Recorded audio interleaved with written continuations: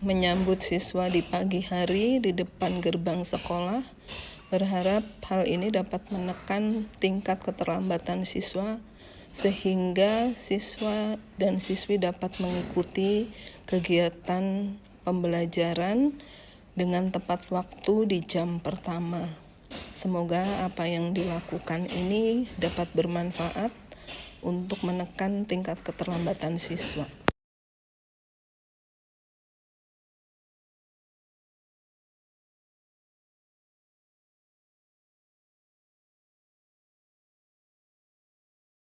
Cek.